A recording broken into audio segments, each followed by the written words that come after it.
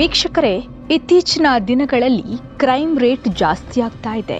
ಪ್ರಪಂಚದ ಯಾವುದೇ ಮೂಲೆಯಲ್ಲಿ ನಾವು ಗಮನಿಸಿದರೆ ಒಂದಲ್ಲ ಒಂದು ರೀತಿಯಾಗಿ ಹೆಣ್ಣಿನ ಮೇಲೆ ದೌರ್ಜನ್ಯಗಳು ನಡೀತಾ ಇದ್ದಾವೆ. ಹಾಗೆಯೇ ಶೋಷಣೆಗಳು ಕೂಡ ಜಾಸ್ತಿ ಆಗ್ತಾ ಇರುವಂಥದ್ದು. ಅದೆಷ್ಟೇ ಹೆಣ್ಣು ತನ್ನ ಕೆಲಸವನ್ನು ಮಾಡ್ತಾ ಇದ್ರು ಅಥವಾ ತಾನು ಸದೃಢರಾಗಿ ಜೀವನವನ್ನು ನಡೆಸ್ತಾ ಇದ್ರೂ ಸಹ ಸಾಕಷ್ಟು ರೀತಿಯಲ್ಲಿ ಆಕೆಗೆ ನೋವಾಗುತ್ತೆ. ಆಕೆ ಸಾವಿರಾರು ರೀತಿಯಲ್ಲಿ ನೋವನ್ನು ಅನುಭವಿಸ್ತಾಳೆ. ಹಾಗೆಯೇ ಇತ್ತೀಚಿನ ದಿನಗಳಲ್ಲಿ ಅತ್ಯಾಚಾರ ಅನ್ನುವಂಥದ್ದು ಸಾಕಷ್ಟು ಹೆಚ್ಚಾಗ್ತಾನೆ ಇರುವಂಥದ್ದು. ಕ್ರೈಮ್ ರೇಟ್ ಅನ್ನುವಂಥದ್ದು ಜಾಸ್ತಿ ಆಗ್ತಾನೆ ಇರುವಂಥದ್ದು ನಾವು ಗಮನಿಸ್ತಾನೆ ಇರ್ತೀವಿ. ಪ್ರತಿದಿನ ಕೂಡ ಒಂದಲ್ಲ ಒಂದು ರೀತಿಯಾಗಿ ಕೇಸ್ಗಳನ್ನು ನಾವು ನೋಡ್ತೀವಿ.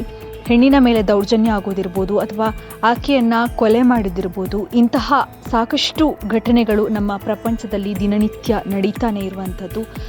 ಈ ಒಂದು ಸ್ಟೋರಿಯಲ್ಲಿ ಮಗಳ ಸ್ನೇಹಿತೆಯ ಮೇಲೆಯೇ ತಂದೆ ಅತ್ಯಾಚಾರವನ್ನು ಎಸಗಿರುವಂಥದ್ದು. ಆ ಒಂದು ಸ್ಟೋರಿಯ ಬಗ್ಗೆ ಕಂಪ್ಲೀಟ್ ಆಗಿ ಮಾಹಿತಿಯನ್ನು ನಿಮಗೆ ತಿಳಿಸ್ತಾ ಹೋಗ್ತೀನಿ. ತನ್ನ ಮಗಳ ಸ್ನೇಹಿತೆಯ ಮೇಲೆಯೇ ಅತ್ಯಾಚಾರವನ್ನು ಎಸಗಿದ ಮತ್ತು ಆಕೆಯ ಅಶ್ಲೀಲ ಫೋಟೋಗಳನ್ನು ಅಪ್ಲೋಡ್ ಮಾಡಿದ ಆರೋಪದ ಮೇಲೆ 54 ವರ್ಷದ ವ್ಯಕ್ತಿಯನ್ನ ಒಡಿಶಾದ ಜಜ್ಪುರ ಜಿಲ್ಲೆಯಲ್ಲಿ ಪೊಲೀಸರು ಬಂಧನ ಮಾಡಿದ್ದಾರೆ. ಸಂತ್ರಸ್ತೆ ಪಾನಿಕೋಯಿಲಿ ಪೊಲೀಸ್ ಠಾಣೆಯಲ್ಲಿ ನೀಡಿದಂತಹ ದೂರಿನ ಪ್ರಕಾರ ಆರೋಪಿಯು ತನ್ನ ಸ್ನೇಹಿತೆಯ ತಂದೆಯಾಗಿದ್ದಾನೆ. ಆರೋಪಿಯು ತನ್ನ ಸ್ನೇಹಿತೆಯ ಮನೆಗೆ ಹಲವು ಬಾರಿ ಭೇಟಿಯನ್ನ ನೀಡಿದ್ರಿಂದ ಆಕೆಗೆ ಪರಿಚಿತನಾಗಿದ್ದಂತೆ. ಕಳೆದ ವರ್ಷ ಅವಳನ್ನ ಭೇಟಿಯಾಗಲು ನನ್ನ ಸ್ನೇಹಿತೆಯ ಮನೆಗೆ ಹೋಗಿದ್ದೆ. ನಾನು ಅಲ್ಲಿಗೆ ಬಂದಾಗ ನನ್ನ ಸ್ನೇಹಿತೆ ಮತ್ತು ಅವಳ ತಾಯಿ ಮನೆಯಲ್ಲಿ ಇರಲಿಲ್ಲ. ನಾನು ನನ್ನ ಸ್ನೇಹಿತೆಯನ್ನ ವಿಚಾರಿಸಿದಾಗ ಮನೆಯಲ್ಲಿ ಒಬ್ಬರೇ ಇದ್ದ ಅವಳ ತಂದೆ ನನಗೆ ಅವಳು ಹೊರಗೆ ಹೋಗಿದ್ದಾಳೆ ಅಂತ ಹೇಳಿದ್ರು. ಆದ್ದರಿಂದ ನಾನು ಅವಳನ್ನ ಭೇಟಿಯಾಗಲು ಮನೆಯಲ್ಲಿ ಕಾಯ್ತಾ ಇದ್ದೆ.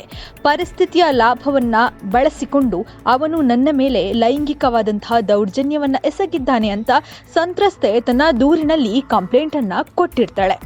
ಆದಾಗ್ಯೂ ಕೂಡ ಆರೋಪಿಯು ಘಟನೆಗೆ ಕ್ಷಮೆ ಯಾಚಿಸಿದ್ರಿಂದ ಅವಳು ಅದನ್ನ ನನ್ನ ಸ್ನೇಹಿತೆ ಅಥವಾ ಬೇರೆ ಯಾರಿಗಾದ್ರೂ ಬಹಿರಂಗಪಡಿಸಲಿಲ್ಲ.